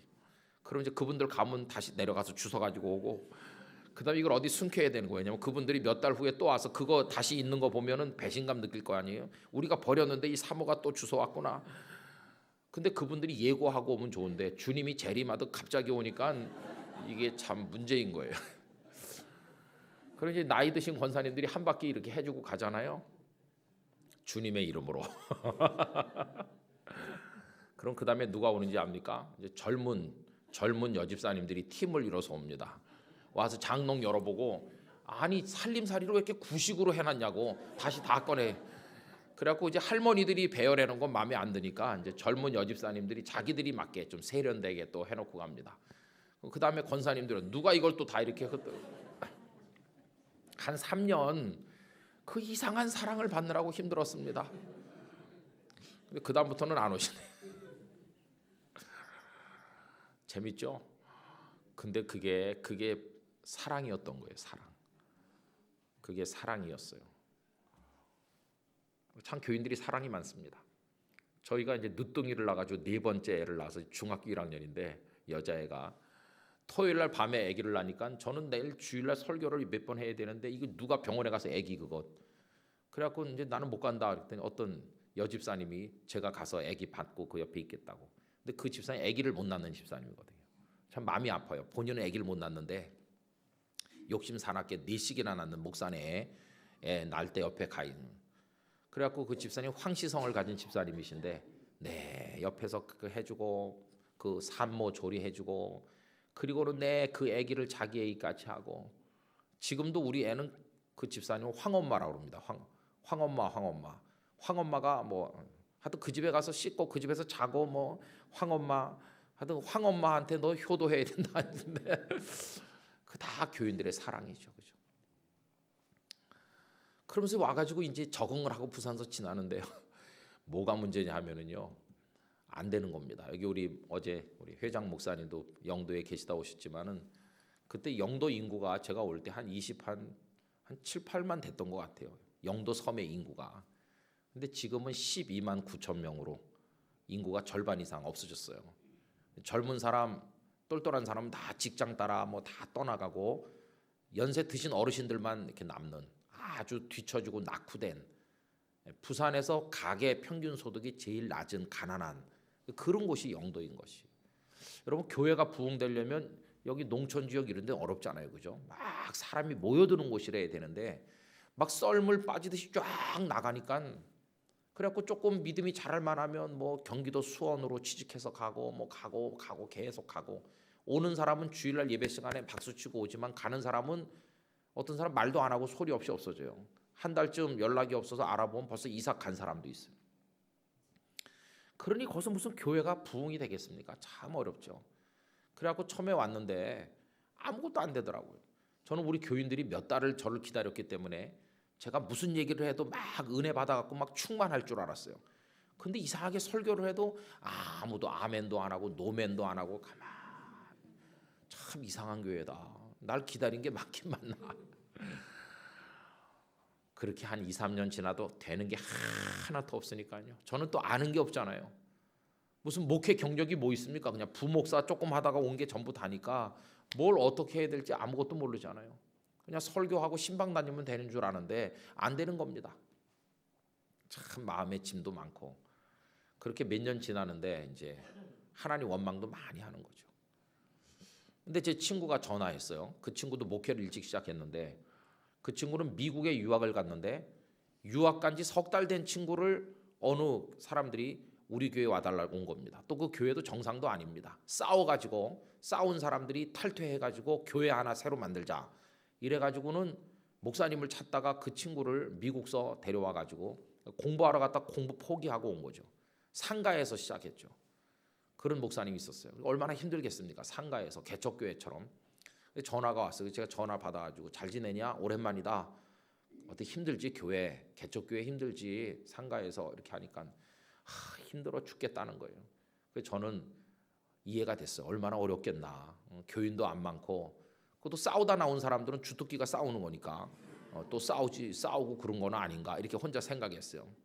하나님 다 도와주실 거야 이렇게 위로했어요. 그랬더니 그 친구 하는 말이 아니 그래서 힘든 게 아니래요. 그럼 뭐가 힘든데? 그랬더니 새신자가 너무 많이 와가지고 못 살겠다 그러더니 잘못 들었나 그런 생각이 들어요. 새신자가 너무 많이 와서 못 살겠다 그러니까 잘못 들었나 이게 갑자기 전화 받고 싶은 생각이 싹 없어지면서 우린 새신자가 아무도 안 와서 못 살겠는데 그건 너무 많이 와서 못 살겠다고. 그래서 전화하고 싶지 않더라고요. 근데 여러분 그 친구 말이 그게 맞는 거예요. 그래갖고 시작한 그 이상한 교회가요. 그 목사님 오서 5년 만에 출석이 1,700명 모였으니까 새신자 너무 많이 와도 못 삽니다, 여러분. 새신자가 가끔 오는 거에 감사해야 됩니다. 너무 많이 와도 못 사는 이유가 뭔지 아십니까? 상가 조그만 거 얻었는데 막 금방 앉을 자리가 없잖아요. 금방. 그러면 또 그 비싼데 또 헌금해가지고 또 상가 좀 넓은 데 가면 또 금방 차잖아요. 예배당 짓자 이럴 게 아니라 예배당을 짓는 게 해결이다. 그래갖고 또 비싼 땅 사갖고 조금 다 그래가지고 헌당식도 하기도 전에 또 좁아가지고 또 헌금 또 해. 새신자 너무 많이 오면 건축 헌금하다가 거달랍니다. 계속 헌금해야 되니까 교인들이 못 살지. 여러분 그런 동네가 대한민국에 어디 있나? 그런 데가 있더라고요. 거기가 어딘가 알아보니까요. 천당 바로 밑에 분당이라고 있습니다. 거기는 그런데 그래 하나님 원망했어요. 하나님 하늘나라 인사처에서 발령을 잘못 낸 겁니다. 거기가 제가 가야 될 자리고 여기가 걔가 와야 될 자리고 그런데 이게 어떻게 잘못해가지고 이게 뭡니까 도대체. 나를 여기 부산 섬에까지 집어던져가지고 하나님 어떻게 하나님 원망도 많이 했어요. 아마 목사님들이 여기 여러분 계시지만 목회지에 대한 불만이 많을 거예요. 하나님 왜 나를 이런 데 보냈을까? 그렇죠? 근데 이게 이제 웃으면서 하는 얘기니까 그렇지 그때는 심각할 땐 진짜 심각합니다. 여기 다 버리고 그냥 얼른 가버릴까? 그런 생각도 많이 들죠. 그래서 이제 마지막 해결은 아내한테도 그런 얘기 무슨 아내한테 말하겠습니까? 그냥 하나님 앞에서 해결하는 거죠. 하나님을 믿은 사람이니까 하나님이 도우실 줄 믿고 하나님 앞에 엎드리는 거죠. 어느 날 이제 가서 하나님 앞에 기도하고 왜 나를 여기까지 보내셨어요? 이렇게 원망하고 그리고 이제 성경 말씀 이렇게 읽는데 오늘 말씀을 읽게 된 것이에요. 여러분 이 말씀은 뭐 읽고 또 읽고 읽고 또 읽어서 나는 잘 아는 말씀이야 이렇게 생각하던 말씀인데 그날따라 처음 읽는 것처럼 이 말씀 한 구절이 제 가슴 속으로 뚫고 들어왔어요. 그 말씀이 뭐냐 하면 5절에 있는 겁니다. 하나님이 이르시되 이리로 가까이 오지 말라. 그 다음 구절이 눈에 확 들어오더라고요. 네가 선 곳은 거룩한 땅이다. 지금 네가 서 있는 곳이 어디입니까? 여기 네가 누굽니까? 모세죠. 모세가 어디 서 있습니까? 호렙산 그 기슭에 지금 서 있죠. 그 호렙산하고 시내산이 같은 산이라고 생각하는데 그 성지순례 시내산에 가보면 정말 황량하기 이를 데가 없습니다. 뭐 수풀이 우거진 것도 아니고 시뻘건 바위산이죠 그냥. 그래서 여기서 볼만한 거는 새벽 일찍 올라가 새벽 한 너댓 시에 꼭대기에 도착하면 밤새 올라가가지고 사막에서 이제 그 광야에서 해가 떠오를 때 온 산이 붉게 물드는 그 장면 하나는 진짜 끝내주는 광경입니다. 그 외에는 하나도 볼 게 없어요. 진짜 척박하기 이를 데 없는 사람 못 살 곳이에요. 근데 지금 거기서 그 자기 장인의 양을 먹이지 않습니까? 그 양도 자기 양도 아니고 장인의 양을 먹이면서 40년 세월을 모래바람과 더불어 지내온 세상으로부터 완전히 잊혀진 바로 왕의 궁궐에서 그 누구도 그를 찾지 않는 이제는 완전히 버려진 사람이 이 모세 아닙니까? 그런데 거기 하나님께서 마치 아까 그 들판으로 야곱을 찾아오신 것처럼 여기 모세를 찾아오신 것이. 그리고 거기 하나님 왜 거기 오셨느냐? 뭐 호렙산이 경치가 너무 좋아서 그런 거 아니지 않습니까? 이유는 딱 하나였어요. 그 들판에 거기 나타나신 단 하나의 이유가 사랑한 야곱이 있기 때문인 것처럼 여기도 똑같아요. 거기 모세가 있기 때문이었어요. 그 떨기나무가 불이 붙었는데 사라그러지지 않는 이상한 현상을 보면서 모세가 이상히 여겨 가까이 올 때 하나님께서 말씀하셨습니다. 너 지금 서 있는 곳이 거룩한 땅이다. 네 두 발이 닿아 있는 바로 거기가 거룩하다. 그럼 여러분 모세가 본래 거룩하기 때문에 땅이 거룩해졌습니까? 아니면 그 땅 자체가 성분이 그게 분석해 보면 화학적으로 다른 데랑 달라서 거룩합니까? 그런 게 아니거든요. 여러분 거기가 거룩한 땅인 이유는 거룩하신 하나님이 계시기 때문이죠. 하나님이 임하시면 속된 곳도 거룩해지고 보잘것없던 곳도 아름다워지는 거 아닙니까? 나 여기 지금 있다. 내가 여기 임재한 이유는 너 때문이야. 너 사랑하는데 너 있는 곳에는 내가 언제나 같이 있단다. 이걸 그에게 가르쳐 주시는 거예요. 그 말씀이 제 마음에 팍 들어오면서요. 제가 얼마나 그때 은혜 받았는지 모릅니다. 여기 부산 영도가 내가 있고 하나님 날 사랑하시고 그러니까 영도에 하나님이 나와 같이 계시고 여기가 바로 거룩한 땅, 성지, 여기가 바로 성지구나. 그 다음부터는요. 제가 은혜 받은 그 다음부터는 왜 저를 여기 영도 섬까지 보냈는지 하나님 앞에 일절 원망하지 않았어요. 저는 영도에서 하나님과 함께 산다는 기쁨을 맛보게 됐습니다. 분당에만 하나님 계신 게 아니다. 거기는 분당에 하나님이 계시고 여기 영도에 나를 사랑하는 하나님이 계시다. 그 하나님이 다 같은 하나님이시지만 내가 붙드는 하나님은 여기 섬 사람 그리고 배 타는 교인이 많은, 제가 오니까 그 우리 교회 자그마한 교회인데 선원들이 많으시더라고요. 남자 교인들이 다 선원들이 많은데 한 50명 있었습니다. 교인도 몇 명 되지도 않는데, 여러분 그 남자 교인들이 집사님도 되고 다 돼가지고 교회를 섬겨야 되는데 1년 내내 바다에 나가 있고, 어떤 사람은 3년 만에 한 번 옵니다. 요새는 처우가 많이 좋아져 갖고 자주 오지만 3년 만에 오면요, 결혼해가지고 애기 하나 놓고 배 나가면요, 애가 이만큼 큰 다음에 아빠가 옵니다. 시커멓게 타가지고, 그럼 애가 엄마 치맛자락 붙들고 뒤에 숨어갖고 저 아저씨 누군지 유괴범 같이 생겼다고 그럽니다. 그럼 애가 아빠야 아빠, 그럼 애가 뒤로 도망가고 안 옵니다.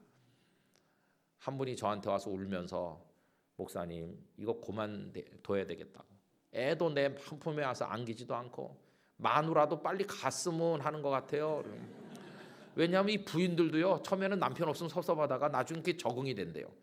그래갖고 돈은 꼬박꼬박 통장으로 꽂히지, 돈 있지, 귀찮게 밥 차려라 뭐 하는 사람도 없고 빨래도 안 해주고 그냥 좋다가 갑자기 남편 오면 처음에 며칠만 줬고 그 다음에 귀찮대 손님 온 것 같이 빨리 좀 다시 배에 갔으면. 우리 교회 권사님은요 지금 연세 70 넘어서 은퇴했는데 평생을 그 남편과 살았지만 실제로 같이 한 집에 거주한 거는 2, 3년밖에 안 된대. 계속 바다에 나가 있었으니까. 그런 교인들이 많잖아요. 교회에 있으면은 충성할 사람들인데 바다에 있으니까 마치 장기 두는데 차포 다 떼고 두는 것 같이, 그분들이 있으면 얼마나 같이 힘이 될까, 그런 생각이 들잖아요. 그래도 하나님은 거기 계신 것이. 그래서 이제 거기서 기쁨으로 이제 살아오기 시작한 것이죠. 여러분 저는 그 이후로 오늘날까지 내가 있는 곳에는 하나님 계시다. 이제 그거를 믿고 살게 됐어요. 내가 있는 곳에는 하나님 계시다. 그러면 제가 영도에 온 그 다음부터 하나님이 저와 같이 계셨습니까? 아닙니다. 아까 서두로 돌아가면 하나님과 함께 살아오는 추억이 있지 않습니까? 중학교 3학년 때 그때 그 일도 생각나는 하나님과의 아름다운 추억이고 은혜의 순간이고, 그 많은 사람들의 박수를 받으며 못 쓰게 됐던 몸이 고침받았던 그때, 그 이후에 사춘기 방황할 때, 대학에 들어가서 공부할 때, 등록금을 못 내가지고 어려울 때, 그 많은 순간순간들 다 하나님의 손이 어떤 때는 붙들어주고 어떤 때는 위로해주고 어루만져주고. 저는 성경 말씀 속에 하나님의 손이 어루만지신다는 말씀, 다니엘을 만져주시고 참 좋습니다. 여러분 하나님의 손이 우리 이렇게 만져준다고 한번 생각해 보세요. 그 느낌, 하나님이 나를 보듬어 안아주시고 쓰다듬어 주시고 우리를 살아가는 거죠. 세상은 우리를 슬프게 만들기도 하고 사람들은 우리를 절망시킬 때도 많이 있습니다. 그러나 하나님 계시기 때문에 괜찮아요. 하나님 계셔서 우리 살 수 있어요. 하나님은요 우리를 영원히 떠나지 않으실 분이세요. 하나님을 믿는 건 그 하나님과 같이 그냥 살아가는 겁니다. 살아가는 거. 무슨 내가 생각하는 돈이 주머니에 꽉 차야 그게 복을 받은 게 아니라 그 하나님과 같이 사는 게 그게 바로 복인 것이. 그보다 더 큰 복은 없는 것이. 여러분 사람 믿을 거 하나도 없습니다. 한 번은 우리 교회에 진짜 충성 열심히 하고 헌금도 많이 바치고 그리고 열심히 그런 분이 있었어요. 근데 그분이 막 저를 바지가랑이를 붙드는 사람처럼 목사님 절대로 딴 데 가지 말고 우리 교회 삽시다. 근데 어떻게 하다 보니까 저는 어느 교회 제가 가려고 무슨 이력서를 낸다든지 저를 한번 불러달라든지 일절 그런 거 안 하거든요. 근데 서울 쪽에 있는 어느 교회들이 이제 저를 오라고 부르는 겁니다. 그런 일이 몇 번 있었습니다. 그냥 구두로 김 목사 우리 교회 오겠어요 이렇게 하는 게 아니라 재직회하고 공동의회까지 다 해가지고 저를 위임 목사로 사택까지 다 사서 이삿짐만 옮겨오라는 겁니다. 제가 있는 교회보다 10배씩 큰 교회에서. 그리고 제가 마음이 흔들리죠. 그 교회 장로님들이 이렇게 말합니다. 목사님 그 영도 안 되는 데서 인생 낭비하지 말고 되는 데 와서 하자고. 거기는 될 것 같기도 해요. 벌써 수천 명 있는 데다가 그 사람이 바글바글 하는 데니까 가서 열심히 하면 몇만 명도 될 것 같은 생각이 들기도 해요. 그리고 하도 집요하게 그러니까 하나님의 뜻인가 또 그런 생각이 들기도 하죠. 그래서 우리 장로님들에게 이제 여기서 할 만큼 했고 그러니까 거기 또 하나님 뜻인가 그런 생각이 든다고 이렇게 했더니요, 우리 교회 교인들이 관광버스 대절해갖고 그 교회 가서 이제 농성하는 거예요. 목사 뺏어가지 마라 이렇게 현수막 붙이고 농성하고. 그리고 이제 또 우리 교회 안에도 현수막 붙여놔요. 목사님 내 장례식 해주고 가세요.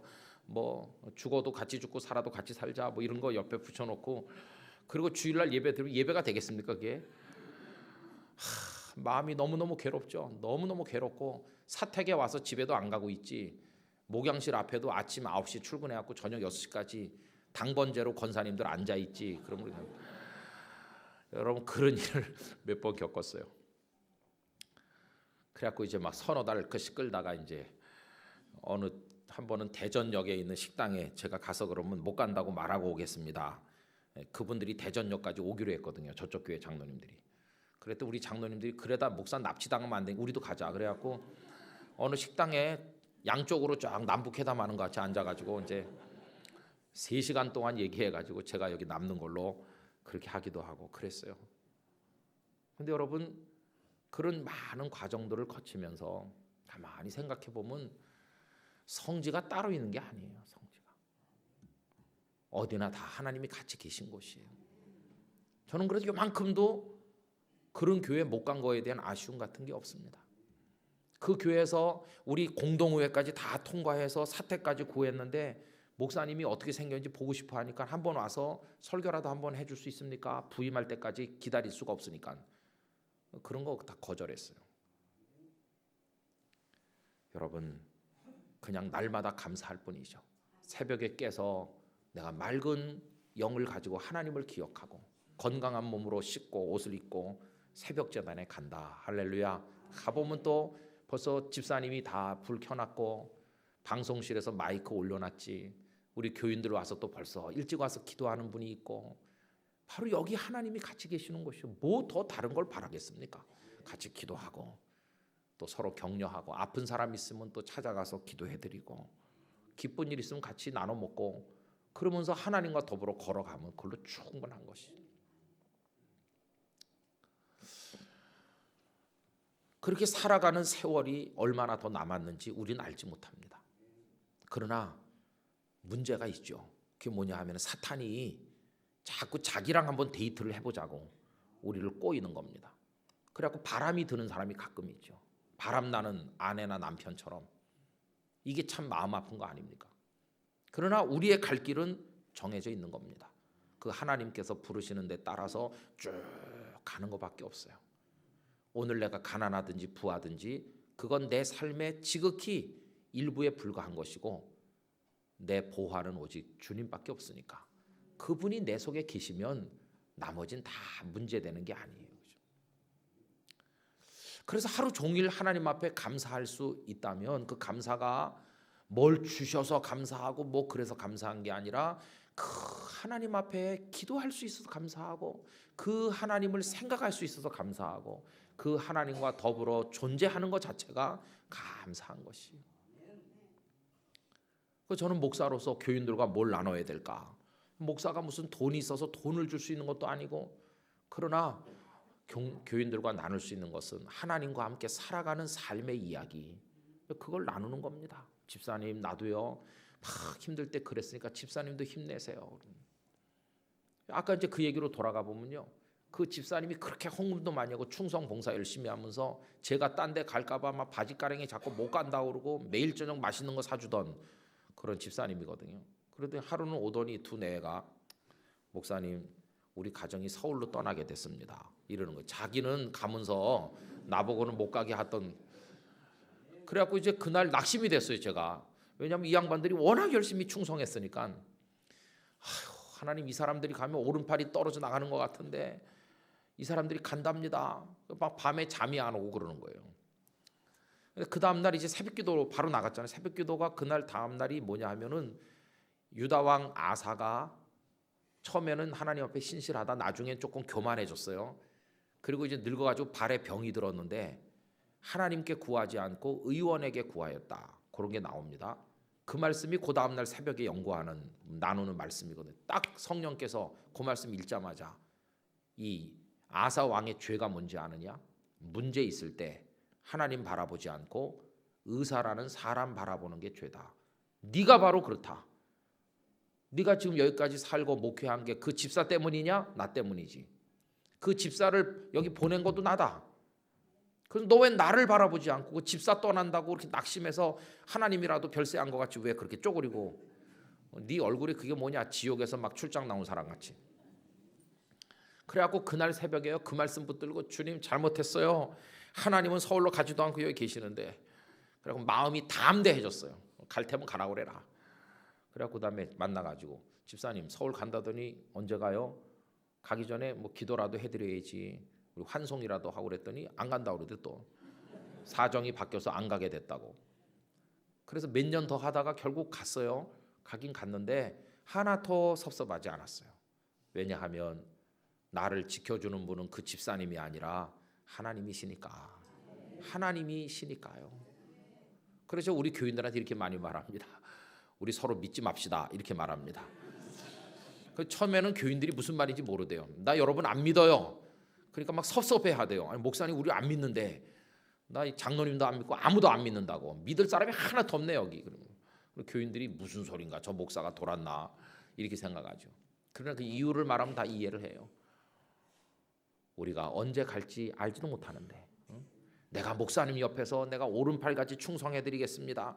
믿을 거 하나도 없습니다. 그런데 속으면 안 돼요. 여러분도 나를 믿지 마세요. 내가 지금까지 멀쩡하지만 내가 그 다음날 풍이 올 수도 있는 거고 사람 앞일을 누가 아는가. 다 하나님이 하게 하신 동안에 할 뿐이지. 그러니 우리 서로 믿지 맙시다. 그러니까 교인들이 그럼 목사님하고 우리 사이 무슨 사이입니까? 서로 믿지도 않는 사이 무슨 사이입니까? 그럼 우리는 사랑해 줄 사이고 축복의 기도를 해줄 사이고 서로 도와줄 사이지 믿을 대상은 서로 아니다. 믿을 대상은 하나님 한 분뿐이시다. 부부끼리도 믿지 말아라. 부부끼리도 그냥 서로 사랑하고 위로해주고 축복해주고 기도해주고 격려하고 그래야 될 대상이지 믿을 대상은 아니다. 믿을 대상. 남편 믿고 살다 믿는 도끼에 발등 찍히고 믿을 분은 하나님 한 분뿐이시다. 그 하나님이 내가 두 발 디디고 서 있는 곳이라면 어디나 늘 같이 계시다. 네가 서 있는 땅이 거룩한 땅이다. 내가 다니는 직장, 거기 내가 있으면 그 직장이 거룩한 땅이 되는 거고 우리 가정이 어떤 데는 집구석 같이 보여도 그 가정이 내가 있기 때문에 하나님이 거기 계심으로 하나님의 가정이 되는 것이고 교회도 마찬가지. 우리 교회는 왜 이래? 이렇게 교회에 대한 불만을 가진 사람이 많아요 요새요. 그래갖고 이 교회 갔다가 저 교회 갔다 그래요. A 교회 다니는 사람은 삐쳐가지고 A 그러면서 떠나요. B 교회 간 사람 거기서 삐쳐서 떠나고 C 교회 간 사람은 CC 하면서 떠난다고 그래요. 돌아다니는 거예요 교회를. 이 교회 저 교회 다녀봤자 사람 모인 교회는 다 똑같아요. 그러나 여기 하나님의 임재가 있음을 믿으면 어느 교회나 천국이 되는 것이.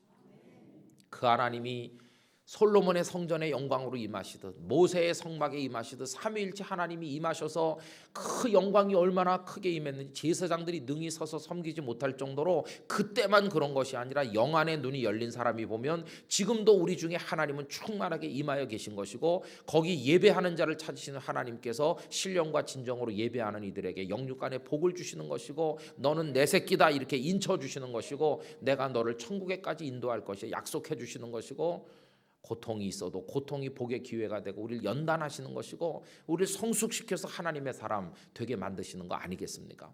그래서 그 하나님을 향한 절대 믿음을 가지고 우리가 나가는 것이. 여러분 오늘 이 순간 불만 제로의 사람으로 우리 바뀌길 원합니다. 불만 제로여야 돼요. 하나님 함께 계시면 불만 제로의 사람이 돼야 되는 것이에요. 불만 제로는 어떻게 나타날까요? 항상 기뻐하라. 범사에 감사하라. 쉬지 말고 기도하는 그 데살로니가서에 나오는 그 말씀대로 사는 거예요. 범사에 감사하고 항상 기뻐하고 쉬지 말고 기도하고. 그게 어떻게 가능할까요? 하나님이 같이 계시는 사람은 가능한 줄로 믿습니다. 속상한 일도 물론 많죠. 근데 여러분 속상한 일이 없으면 기도하겠어요? 속상한 일이 있어야 우리가 데이트를 해도 무슨 문제가 있어도 무슨 문제가 있어요. 따라랑 전화해가지고 오늘 좀 만나. 오늘 내가 의논할 일이 있어. 이렇게 만나는 거죠. 우리 인생에 어려움이 있는 건 하나님과 데이트를 할 시간이 왔는 것이에요. 그래갖고 이제 하나님과 깊은 얘기를 나누게 되고, 그럼 하나님께서 걱정 마, 내가 다 알아서 해결한다. 그래갖고 있다 보면 하나님 다 이렇게 해결을 해주셨어요. 우리가 살게 되는 것이죠. 여러분, 그 하나님 아버지가 여러분의 아버지이십니다. 우리 똑같은 아버지의 아들과 딸입니다. 그래서 우린 주 안에서 형제와 자매인 것입니다. 우리 목사님들도 목회지에서 어려운 일 많으실 겁니다. 우리 교우들이 해주실 일, 우리 목사님이 하나님과 데이트를 즐기게 해주세요. 기도해 주시는 일이시고, 또 목사님들은 성도들이 그렇게 사시도록 격려하면서 우리 같이 하나님의 나라를 향해 쭉 걸어가다 어느 날 그 일이 마치는 날이 오게 될 것입니다. 여러분, 그때까지 우리 하나님 한 분 붙들고 승리하게 되기를 간절히 기원합니다. 그래서 하나님의 사랑이, 예수 그리스도의 은총이, 성령의 능력이 우리 가운데 임하는 가운데 나 무엇과도 주님을 바꿀 수 없습니다. 나 주님의 기쁨 되길 원합니다. 주 예수보다도 귀한 것은 없네. 이런 찬송 부르면서 나의 기쁨, 나의 생명, 나의 예수님을 찬송하면서 우리 살아가는 것입니다. 여러분, 그런 삶이 여러분 안에 무르익게 되시기를 주님의 이름으로 축원합니다. 우리 같이 기도하겠습니다.